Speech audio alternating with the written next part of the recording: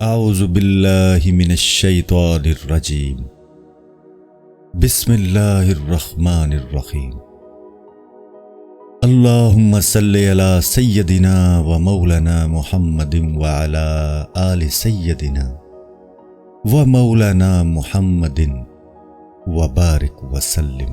جلد پنجم، حکایت نمبر 93۔ عشق حقیقی۔ ذالک فضل اللہ یؤتہ من یشاء، یہ اللہ تعالیٰ کا فضل ہے، وہ جس کو چاہے عطا کر دیتا ہے۔ مختلف فرقوں کی بحثیں قیامت تک ختم نہ ہوں گی، کیونکہ دنیا میں 72 فرقے باقی رہنے ہیں۔ ہر فرقے کو اس کے دلائل عطا کر دیے گئے ہیں کہ مخالف سے عاجز نہ آ جائے۔ دنیا میں تاریکی زیادہ ہے، لوگ باطل دلیلوں سے حق کو پوشیدہ کر دیتے ہیں۔ جتنا کوئی قیمتی خزانہ ہوتا ہے اتنے ہی اس پر کفل زیادہ ہوتے ہیں۔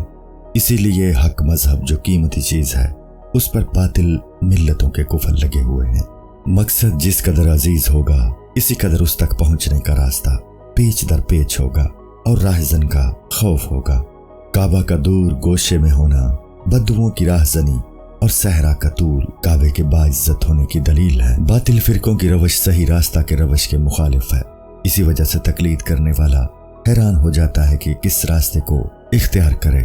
وساوس کو دور کرنے کا ایک ہی طریقہ ہے کہ راہ عشق اختیار کر لے اور اس راستہ کے کسی راہبر کو تلاش کر لے۔ عقل وساوس کو دور نہیں کر سکتی۔ عقل معاذ سے صرف دنیوی روزی حاصل ہوتی ہے، لیکن عقل معاذ جو عشق کی پیداوار ہے آسمانوں کو بھی اپنا فرش بنا لیتی ہے۔ عقل معاذ نیکی کراتی ہے جس کا ثواب 10 گنا سے 700 گنا تک ہے۔ حدیث میں ہے من عرف ربہ کل لسانہ، جس شخص نے خدا کو پہچان لیا اس کی زبان بند ہو گئی۔ عشق ایسی حیرت پیدا کر دیتا ہے جس سے گویائی عاجز آ جاتی ہے۔ عاشق ڈرتا ہے کہ اگر وہ زبان کھولے گا تو اس کا راز ظاہر ہو جائے گا۔ حضور صلی اللہ علیہ وآلہ وسلم جو کچھ فرماتے صحابہ رضوان اللہ تعالی اجمعین خاموشی سے سنتے اور اس طرح بیٹھے رہتے کہ ان کے سروں پر جیسے کوئی پرندہ بیٹھا ہو جو ہلنے سے اڑ جائے گا۔ جس طرح سر پر بیٹھا پرندہ باتیں کرنے سے روکتا ہے، اسی طرح مقام حیرت بھی روکتا ہے۔ جب سالک اس مقام پر پہنچتا ہے تو اس کی زبان بند ہو جاتی ہے، لیکن دل میں جوش و خروش ہوتا ہے۔ جلد پنجم، حکایت نمبر 94۔ بادشاہ کا ایاز سے پوچھنا کہ تو پوستین اور چپل سے کیوں باتیں کرتا ہے۔ ایاز چپ کے اپنی پوستین اور چپل سے باتیں کیا کرتا تھا۔ محمود نے ایاز سے پوچھا کہ تو اپنی پوستین اور چپل پر کیوں عاشق ہے؟ جس طرح مجنون نے لیلا کو اپنا دین و مذہب بنا لیا تھا تو نے چپل کو بنا لیا ہے۔ جیسے عرب شعراء اپنی محبوبہ کی منزل اور اس کے پڑاؤ کے ٹیلوں کا بہت ذکر کرتے ہیں، اور جیسے نثارہ اپنے پیشواؤں کے سامنے اپنے گناہوں کا اعتراف کرتے ہیں اور ان کے معاف کر دینے کو خدا کا معاف کرنا سمجھتے ہیں، ان کا عشق اور اعتقاد ان سے یہ سب کچھ کراتا ہے۔ عاشق اپنے درد کے سینکڑوں راز محبوب کی تصویر سے اس طرح بیان کرتا ہے جیسے کوئی دوست اپنے دوست سے بیان کر رہا ہو۔ اگر کسی عورت کا بچہ مر جائے تو وہ اس کی قبر سے باتیں کرتی ہے، وہ اسے زندہ دیکھتی ہے۔ یہ عشق کی جادوگری ہے کہ وہ یہ سمجھتی ہے کہ یہ باتیں بچہ سن رہا ہے۔ وہ قبر سے اس طرح چمٹتی ہے کہ بچہ سے بھی زندگی میں کبھی نہ چمٹی ہوگی۔ یہ اس عشق کی کیفیت ہے جو مردے سے ہو۔ ایسا عشق وقت گزرنے کے ساتھ ٹھنڈا ہو جاتا ہے، لیکن خدا کے عشق کی آگ کبھی ٹھنڈی نہیں ہوتی۔ جس کو یہ عشق حاصل ہو جاتا ہے اس کے کشف کی یہ حالت ہوتی ہے کہ دونوں جہان اس کے سامنے ہوتے ہیں۔ پیر وہ ہوتا ہے جسے حقائق کا علم ہو جائے۔ پیر سے مراد کوئی سفید داڑھی والا نہیں، بلکہ عشق ہے جس سے فراق کی حالت میں بھی معشوق کی صورتیں دکھائی دیتی ہیں۔ پہل سالک صورتوں سے دوچار ہوتا ہے، پھر ذات باری کا مشاہدہ ہو جاتا ہے۔ جب وہ مشاہدہ حاصل ہوتا ہے تو ذات کہتی ہے کہ اصل میں ہوں اور صورتوں میں تو میرا عکس پڑ گیا ہے۔ یہ حالت وہ ہوتی ہے جو حدیث شریف میں بیان ہوئی ہے۔ احسان یہ ہے کہ تو عبادت اس طرح سے کر کہ گویا تو ذات کا مشاہدہ کر رہا ہے، ورنہ وہ تو تجھے دیکھتا ہی ہے۔ اگر تو باقی نہ رہا بلکہ فانی بن گیا تو اس ذات کو دیکھے گا۔ پردہ اگر ہے تو تیری اپنی ذات کا ہے۔ ہر عبادت کے ابتدائی مراحل بھی جذب و کشش باری تعالیٰ سے ہیں، لیکن اس جذب و کشش کو عابد سمجھتا نہیں ہے۔ جذب و کشش کے مخفی ہونے کی مثال یہ ہے کہ جس پتھر سے چشمہ جاری ہوتا ہے وہ پتھر پانی میں ڈوب جاتا ہے تو نگاہوں سے اوجھل ہو جاتا ہے۔ اب لوگ اس کو پتھر نہیں بلکہ چشمہ کہتے ہیں۔ اسی طرح صورتیں مشاہدہ میں ڈوب جاتی ہیں۔ جلد پنجم، حکایت نمبر 95۔ رشتہ داروں کا مجنوں کو کہنا کہ لیلا کچھ خوبصورت نہیں ہے اور اس کا جواب۔ کچھ بے وقوفوں نے مجنوں کو ملامت کرنی شروع کر دی کہ لیلا کا معمولی حسن ہے تو اس پر فریفتہ کیوں ہے؟ دوسرے مشوق لیلا سے حسن میں بڑے ہوئے ہیں تو دوسرے قبیلے کی لڑکی پر عاشق ہو گیا ہے جس کی وجہ سے ہمارا خاندان بدنام ہو گیا ہے۔ مجنوں نے جواب دیا کہ لیلا کی صورت تو ایک پیالہ ہے اور اس سے خدا اپنی شراب مجھے پلا رہا ہے۔ اسی پیالے سے تمہیں سرکہ میسر آ رہا ہے تاکہ تمہیں اس کے عشق کی فضیلت حاصل نہ ہو۔ یہ عجائبات قدرت میں سے ہے کہ وہ ایک ہی پیالے سے کسی کو زہر اور کسی کو شہد پلاتی ہے۔ تم لوگوں کو صرف صورت اور کوزہ نظر آ رہا ہے کیونکہ تمہاری نظریں صحیح نہیں ہیں، اس لیے تمہیں وہ شراب نظر نہیں آ رہی۔ قرآن میں ہے وہ حوریں بجز شوہروں کے کسی دوسرے کی طرف نگاہ بھر کر بھی نہیں دیکھتی۔ یہی حال عشق کا ہے، وہ صرف اہل کی طرف توجہ کرتا ہے۔ ایک ہی چیز کسی شخص کے اعتبار سے مفید ہے اور کسی کے اعتبار سے مضر ہے۔ دریا بطخ کے لیے ذریعہ حیات اور کوے کے لیے موت ہے۔ کسی نعمت کا صحیح استعمال جنت کا سبب اور غلط استعمال دوزخ کا سبب ہے۔ اس دنیا کا ہر جسم اور ہر چیز ایک پیالہ ہے جس کا ظاہر کھلا ہے اور باطن میں نعمت ہے۔ اس کا نتیجہ صرف استعمال کرنے والا سمجھے گا۔ حضرت یوسف علیہ السلام کی صورت ایک جام تھی جس سے حضرت یعقوب علیہ السلام مست کرنے والی شراب پیتے تھے اور بھائی زہر کا گھونٹ پیتے تھے۔ زلیخا کو جو شراب ملی وہ اس شراب کے علاوہ تھی جو حضرت یعقوب علیہ السلام کو ملی۔ پیالے کی شراب نامحرموں سے پوشیدہ ہے۔ اے اللہ تو مخفی ہے اور ایک راز ہے، لیکن ہمارے راز تجھ سے چھپے ہوئے نہیں ہیں۔ اسی لیے حدیث میں ہے کہ اللہ کی نعمتوں پر غور کیا کرو، اس کی ذات میں غور نہ کیا کرو۔ جس طرح جان یا روح مخفی ہے لیکن ہاتھ پاؤں اور اعضاء کے لیے متحرک ہے، یہی صورت حق تعالیٰ اور کائنات کی ہے۔ جس طرح مسکراہٹ خوشی کو ظاہر کرتی ہے اسی طرح ہم سب حق تعالیٰ کی شان کے مظاہر ہیں۔ ہماری حرکات حق تعالیٰ کے وجود کی گواہ ہے۔ حق تعالیٰ کی ذات وہم و قیاس سے بالا تر ہے، اس لیے اس کی کوئی مثال اس کے مطابق نہیں ہے۔ حق تعالیٰ کے لیے مثالوں کی یہی حقیقت ہے۔ جس طرح گڈریے نے اس کی ذات کی تعبیر کی تھی، اس کی تعبیرات اگرچہ غلط تھیں لیکن اللہ تعالیٰ سے اس کا عشق بے مثال تھا۔ عشق کا اثر اس کے دل پر تھا لیکن تیرے صرف کان پر ہے۔ کسی چیز کا دل پر اور کسی دوسرے عضو پر اثر میں بہت بڑا فرق ہے۔ جلد پنجم، حکایت نمبر 96۔ جوہی کے قصے کی مثال جس کا تعلق اسی بات سے ہے۔ جوہی ایک افسانوی شخصیت ہے جس سے شیخ چلی کی طرح کے پرمذاق قصے منسوب ہیں۔ ایک واعظ بہت جوش و خروش سے تقریر کر رہا تھا۔ بہت سے مرد اور عورتیں واعظ سن رہے تھے۔ جوہی چادر اوڑھ کر عورتوں میں بیٹھ گیا۔ ایک شخص نے واعظ سے سوال کیا کہ زیر ناف بال کتنے بڑھ جائیں تو ان کو مونڈ دینا چاہیے۔ اس نے جواب دیا کہ ایک جو کی لمبائی کے برابر ہوں تو صاف کر دینی چاہیے۔ جوہی کے آگے ایک عورت بیٹھی تھی جس نے اپنے ہوش کو واعظ کے واعظ سے وابستہ کیا ہوا تھا۔ جوہی نے عورت سے کہا، اے بہن ذرا دیکھ میرے زیر ناف بال مونڈنے کے لائق ہیں یا نہیں۔ عورت نے جوہی کی شلوار کے اندر ہاتھ ڈالا اور چیخ پڑی۔ واعظ نے فوراً کہا، دیکھو میرے واعظ کا اس خاتون کے دل پر کیسا اثر ہوا ہے، اس لیے اس نے نعرہ مارا ہے۔ اس نے مردوں سے مخاطب ہو کر کہا کہ تم لوگ اس عورت سے نصیحت حاصل کرو۔ جوہی نے دل میں کہا، اس کے دل پر نہیں ہاتھ پر اثر ہوا ہے، اس لیے کہ اس کا ہاتھ شرمگاہ پر لگا ہے۔ فرعون کے جادوگروں کے دل پر اثر ہوا تھا تو عشق الہی میں ان کے لیے ہاتھ پاؤں کا کٹنا ایسا ہی تھا جیسا کسی لکڑی کا کٹنا۔ جادوگروں نے کہا تھا، ہمیں معلوم ہو چکا ہے کہ اصل زندگی جسم کی نہیں ہے بلکہ روح کی ہے۔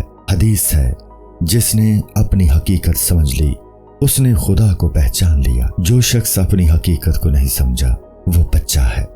اگر مرد ہونا داڑھی اور خصیہ کی وجہ سے ہو تو یہ چیزیں تو بکرے کی بھی ہوتی ہیں۔ بکرے میں عقل کچی ہے، اس لیے ذبح کے لیے جاتے وقت वो बकरियों का पेशवा बन जाता है। खाम पीर भी दाढ़ी में कंघा करके कहता है कि मैं पीर हूँ और पेशवा हूँ।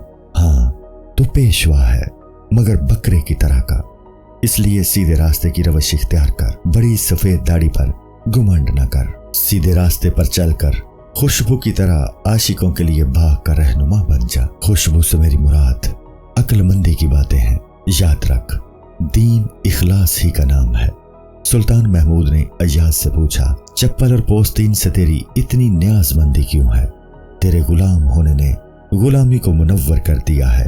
तेरे वजूद से तो आजाद लोग भी तेरे जैसी गुलामी की हसरत करते हैं। इसी तरह मोमिन वो होता है कि जिसके ईमान को देखकर काफिर हसरत करे, जैसा कि हजरत बायजीद बस्तामी रहमतुल्लाह ताला अलैह का था, ना कि उसका सा ईमान हो जो लोगों को ईमान लाने से रोके, जैसा कि मुअज्जन का था। जिल्द पंजुम, हिकायत नंबर 97। उस काफिर का किस्सा जिसे मुसलमानों ने मुसलमान होने के लिए कहा। मुसलमान ने काफिर से कहा कि तू मुसलमान हो जा ताकि तुझे निजात हासिल हो जाए। काफिर ने कहा कि अगर ईमान वो होता है जिसे बायजीद रहमतुल्लाह ताला अलैह रखते हैं तो मुझ में उसकी ताकत नहीं है, क्योंकि वो इंसान की ताकत से बालातर है। अगरचे मैं इस्लाम और दीन का कायल नहीं हूँ, लेकिन उनके ईमान का कायल हूँ और उस पर मेरा ईमान है। मेरा यकीन है कि बायजीद रहमतुल्लाह ताला अलैह सबसे बढ़कर हैं और मेरा उनके ईमान पर ईमान है, लेकिन जुबान से जाहिर नहीं कर सकता हूँ। और अगर ईमान से मुराद तुम्हारे वाला ईमान है तो मुझे ना ऐसे ईमान की ख्वाहिश है और ना उस तरफ मेरा मीरान है। तुम तो ऐसे मोमिन हो कि अगर किसी में ईमान की ख्वाहिश मौजूद भी हो तो तुम्हें देखकर सुस्त पड़ जाएगी, इसलिए कि तुम्हारा ईमान तो बराए नाम है। बहुत से मोमिन ऐसे भी होते हैं कि उनको देखकर काफिर ईमान लाने का इरादा तर्क कर दें। जिल्द पंजुम, हिकायत नंबर 98। बद्दी आवाज वाले मुअज्जिन का किस्सा जिसे अजान देने पर काफिर ने बहुत से तोहफे दिए। एक मुअज्जिन की आवाज बहुत बुरी थी। लोग उसकी आवाज की करख्तगी से बहुत बेजार थे। वो अपने आप को बहुत खुशुलहान समझता था, इसलिए रात भर ऊंची आवाज में मनाजात और जिक्र करता। लोगों ने चंदा जमा किया और कहा कि आपकी इस मोहल्ले पर मेहरबानियों की वजह से हम सो नहीं सकते। आप ये रकम ले लें, इससे आप हज के लिए रवाना हो जाएं और वहां जाकर हमारे लिए दुआएं करना। हाजियों के काफिले के साथ वो जा रहा था कि उनका गुज़र ऐसे रास्ते से हुआ जो काफिरों का इलाका था। उसने हस्बे आदत अजान देनी शुरू की। साथियों ने रोका कि कहीं ये काफिर दंगा फसाद ना कर दें, लेकिन वो ना माना और उसने अजान दे दी। उन्होंने देखा कि एक काफिर तोहफा में कपड़े वगैरह लिए आ रहा है। वो उस मुअज्जिन को पूछ रहा था और कह रहा था कि मुअज्जिन की अजान ने हमें बहुत राहत पहुंचाई है। मेरी एक बहुत खूबसूरत लड़की है जो इस्लाम लाने पर अब आता है। हमने उसे बहुत समझाया, लेकिन वो अपने इरादे से बाज न आई और रोज बरोज अपने इरादे में पुख्ता होती जा रही थी। हम लाचार हो गए कि इस मुअज्जिन ने अजान दी। लड़की ने दरियाफ्त किया कि ये भयानक आवाज कैसी है। उसकी बहन ने उसे बताया कि ये मुसलमानों की अजान की आवाज है। उसने दूसरों से भी पूछा तो उन्होंने भी इस बात की तस्दीक कर दी। उसे यकीन हो गया तो वो मायूस हो गई और उसका इस्लाम लाने का इरादा ठंडा पड़ गया। अब उसका दिल ईमान से बरगश्ता हो गया। मेरी मुसीबत खत्म हो गई है, इसलिए मैं मुअज्जिन के लिए ये तोहफे लाया हूँ। उसने मुअज्जिन से कहा कि तू निजात दहिंदा है, मैं ज्यादा मालदार नहीं हूँ, वरना तुम्हारा मुंह सोने से भर देता। काफिर ने मुसलमान से कहा कि तुम्हारा ईमान भी मुअज्जिन की तरह इंसान को ईमान से रोकने वाला है। काफिर ने कहा, बायजीद रहमतुल्लाह ताला अलैह के ईमान और सच्चाई को देखकर मुझे भी हैरत होती है कि काश ऐसा ईमान मुझे मुयस्सर आता, क्योंकि बायजीद रहमतुल्लाह ताला अलैह ने ईमान का हक अदा कर दिया है। उनके ईमान की कैफियत तो यह है कि अगर उसका एक कतरा समंदर में डालें तो वो समंदर को डुबो दे। जिस तरह आग का एक जर्रा जंगलों पर हावी हो जाता है और जलाकर राख कर देता है। हुजूर सल्लल्लाहु अलैहि वसल्लम ने खुदाई ताईद से काफिरों को मिटा कर रख दिया। शेख बायजीद रहमतुल्लाह ताला अलैह का मुकाम इन मसालों से भी बुलंद था। उनकी जान रोशन करने वाला नूर है और वो हकीर मिट्टी का एक जिस्म रखता है। हम हैरान हैं कि शेख जिस्म को कहें या रूह को। शेख अगर जिस्म है तो रूह क्या है, उसे हम क्या कहें?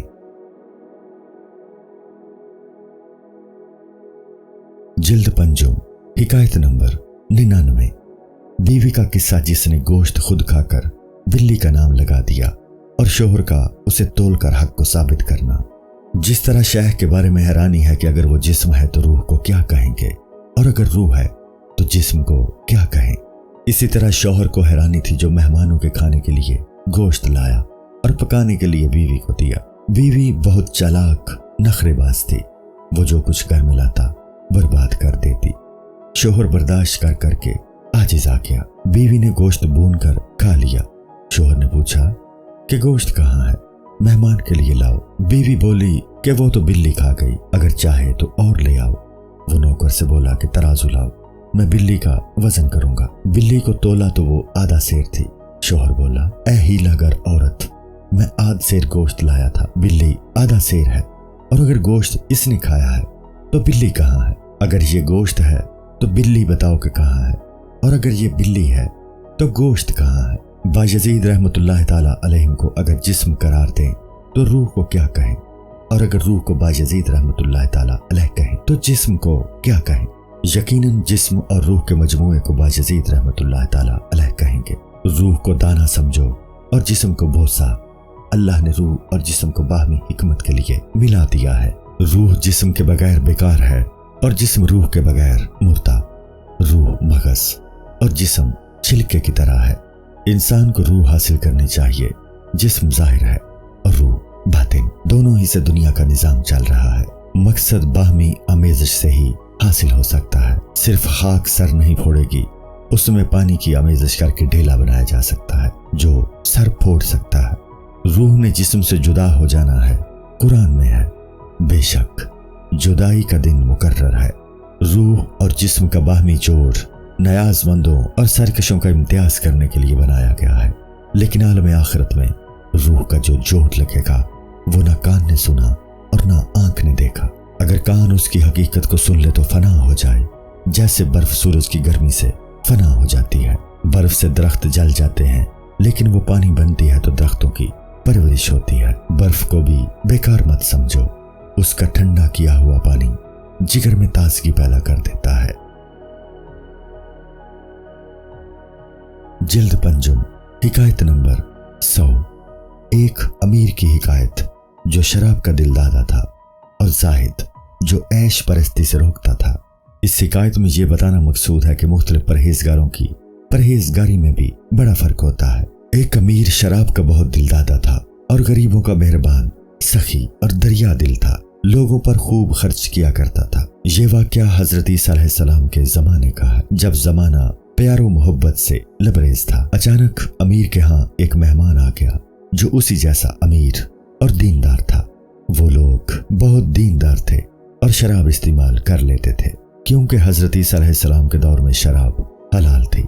उनके पास शराब कम थी तो उसने नौकर को एक राहब से शराब खरीद कर लाने के लिए भेजा कि उस जाहिद की शराब में एक मख्फी सरमाया है। जिस तरह अबा में सुल्तानी छुपी हुई है, फुकरा की गदड़ी को हकारत से न देखना चाहिए। उनकी गदड़ी में वो सुल्तानी होती है जो शाहों को भी नसीब नहीं।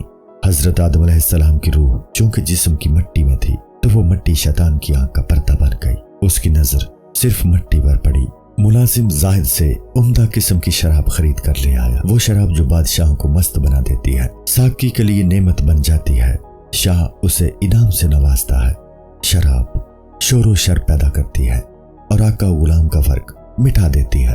होश के वक्त बाज आदमियों में ऐसा बैर होता है जैसा तेल और पानी में, मगर मस्ती के वक्त सब यकजान हो जाते हैं। जिस तरह हरीसा में गंदम और गोश्त। रास्ते में उसे एक जाहिद मिला जो मुजाहिदात कर करके अपने दिमाग को खुश्क किए हुए था। उसका जिस्म इश्क इलाही की आग में पिघल गया था। मुजाहिदों से उसका सब्र और बुर्दबारी खत्म हो चुकी थी। जाहिद ने गुलाम से पूछा, सुराही में क्या है? नौकर ने जवाब दिया, शराब है जो फलां सरदार ने मंगवाई है। जाहिद ने कहा, क्या तालिब हक के ये काम होते हैं? उनको तो हमेशा नाव-नोश से बचना चाहिए। इंसान तो बगैर शराब के भी गाफिल है, हालांकि उसे अल्लाह की जात के लिए होश दरकार है। तो फिर नशा में क्या होश रह सकता है? नशा की हालत में इंसान ऐसा फंसा हुआ होता है जैसे परिंदा जाल में। इंसान खुद ही मदहोश है तो शराब पीकर तो और बेहाल हो जाएगा। जिल्द पंजुम हिकायत नंबर 101।